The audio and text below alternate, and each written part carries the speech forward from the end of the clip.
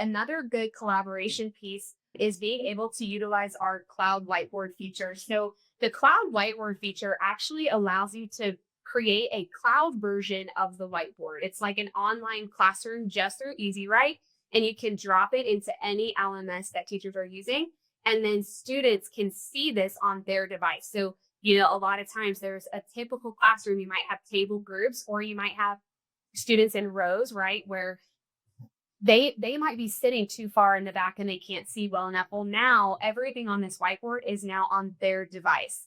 And now they can see it. And when the teacher moves through the lesson, when the teacher makes, these live updates, like, writing how to translate or how to do something, every time I'm doing this, it's actually doing that on their computer as well. And then the teacher has control over if they can view it or they can edit. So now maybe I have my students, they're about to have some conversations about this learning that just took place. And then I'm going to choose one of them to edit from their computer. So again, I get to go around the room and I get to facilitate that discussion, that conversation, all through the whiteboard just being on their device.